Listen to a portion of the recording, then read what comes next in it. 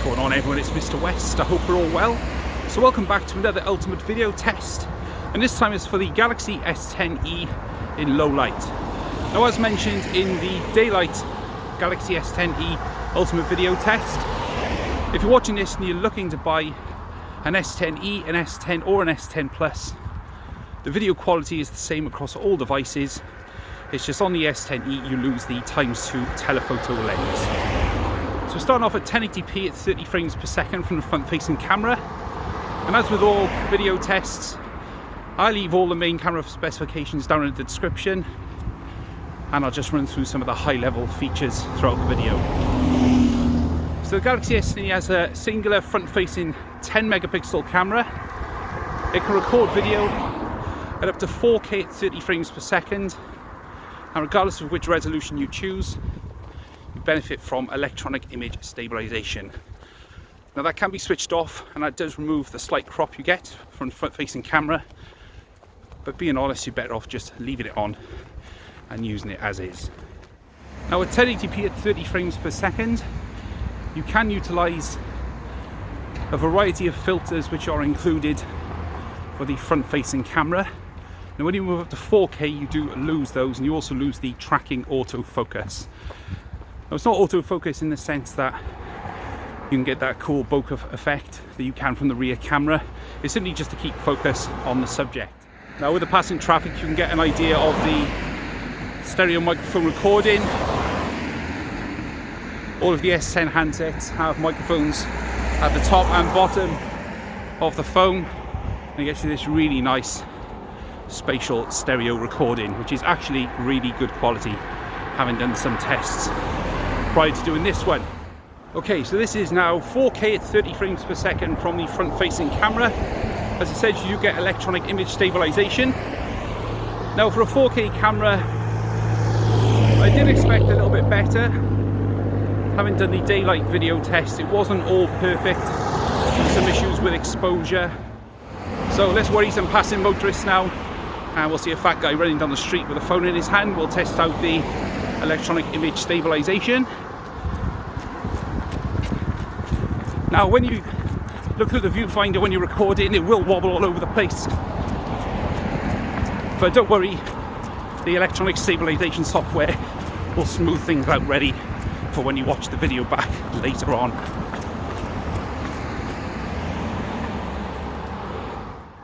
So that is the front-facing camera in both 1080p and also 4K. So we'll now go to the rear cameras and show you what it can do with those. Okay, so this is 1080p at 30 frames per second from the rear camera. Now, the rule of thumb with the Galaxy S10 range is as follows. In recording options of 30 frames per second, you can use video stabilization and also HDR10 plus video recording. When you get to 1080-60, you lose the HDR10 and also the ability to use the wide angle lens. And at 4K 60, there's no video stabilization, no HDR10 plus, and no use of the wide angle camera. There's a couple of limitations there, which I'm assuming is based on the chipset in the phone. So I'll switch to wide angle. The one thing I've noticed is not a smooth transition to the wide angle lens, it's just a very brief pause. And you can see there's a definite difference in the image quality. It's a lot darker with the wide angle lens. Now, if you're wondering if I'm using a gimbal, I'm not. This is just a rig which I can put the phone in and hold it a bit further than arm's length, and is much more comfortable. So obviously I can see with the wide angle lens there is some degradation in the image. It does seem a lot grainier looking through the viewfinder. Now, the grass here, it does seem a little bit day glow. It's not very true to life, so to speak. But that may well be the HDR10 plus processing which is pumping up the colours. Now, the Galaxy S10e uses two cameras on its rear, which is a 12 megapixel camera which has autofocus, auto-HDR, auto exposure control, dual phase detection autofocus, and also electronic image stabilization at all resolutions up till 4K at 60 frames per second. So let's go ahead and try out the electronic image stabilization with a quick run.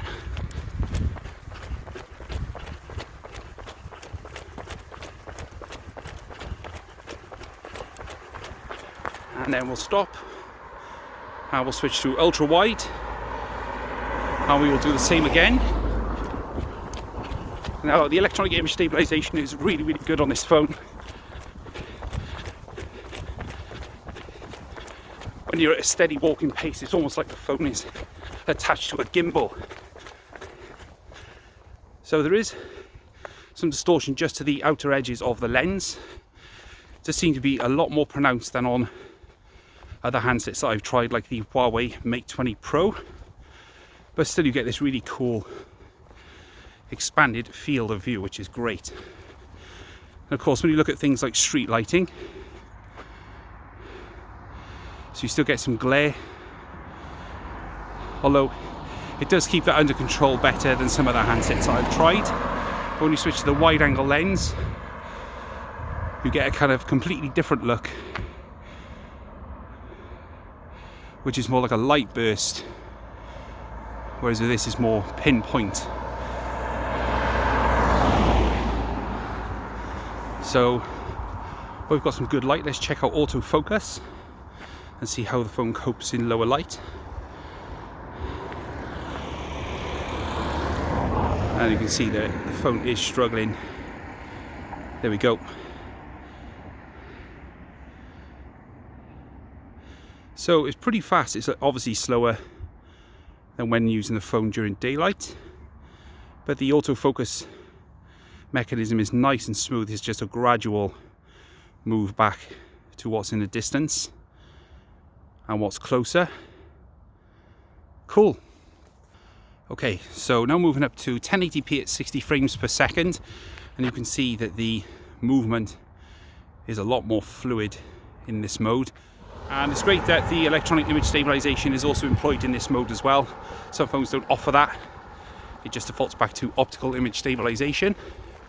So let's go to a slightly darker environment at 1080p 60, and you can see we've just lost all vision altogether. So this is 1080p 60 frames per second with the flash on. As you can see, it's not making any improvement to forward vision. If I point the phone at the floor, it hasn't got a huge radius on it. It's not the brightest flash I've seen on a smartphone, but needs must, it'll be great for close range video, but not obviously for long range video, which it is really struggling with in this mode. Alright, so back to 30 frames per second, and this is 4K, and it's now recorded in HDR10+. So it does tend to pump up the colours a bit more. Even in lower light, we're still getting that kind of day glow colour on the grass. And it handles the light flares exactly the same. Now if you're watching on a high resolution monitor capable of 4K, you should be able to get the benefit of the slightly higher resolution. And once again, electronic image stabilization is employed in this mode. The one thing I do really like about the S10 range is that there's hardly any drop frames in the video. It's really smooth and consistent. But you be as judge, and you let me know what you think in the comments. And you can see there's much better shadow rendering in 30 frames per second. It's not brilliant by all means, but it is digging out a little bit more than what you get in 60 frames per second from the fence area there. Now we can switch to the ultra wide angle lens.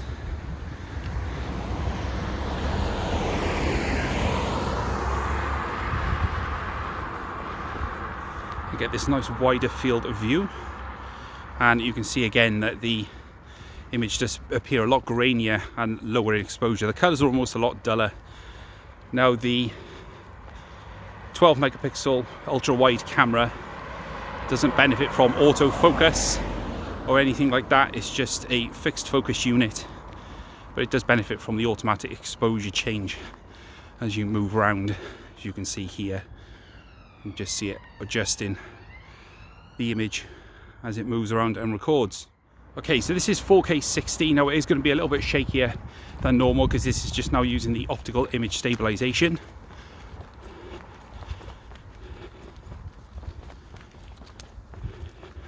I can see there the image is a lot darker using 60 frames per second. So we'll go for a run at 4K 60 and show you just how wobbly it is.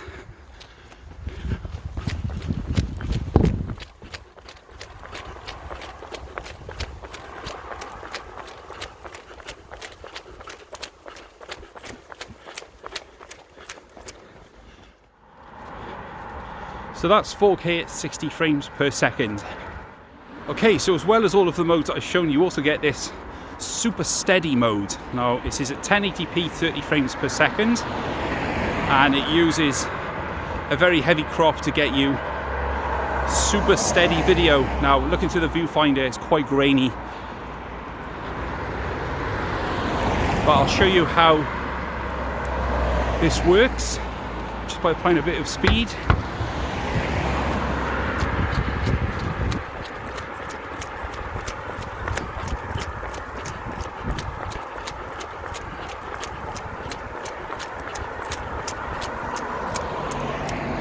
And that is how the super steady video looks. It's actually very impressive during daylight conditions. I mean, if you're really not bothered about 4K, you could use it as your main video mode. It is really, really steady indeed.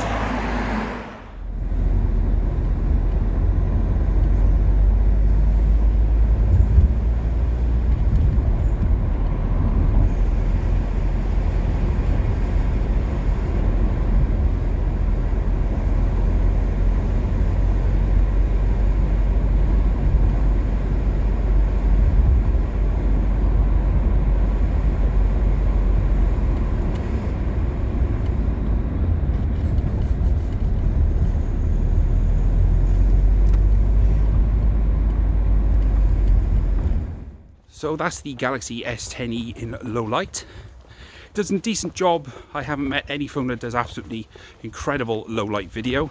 This is very similar to the S9 and the Note 9 in the way it records its low light video. But you let me know what you think. Leave a comment and tell me what your thoughts are on what you've seen in this video. And don't forget, if you're new around here, then please consider subscribing so you don't miss more videos coming on the channel very, very soon. But for now, this has been my ultimate video test for the Galaxy S10e in low light. My name's Mr. West, and I'll catch you guys later.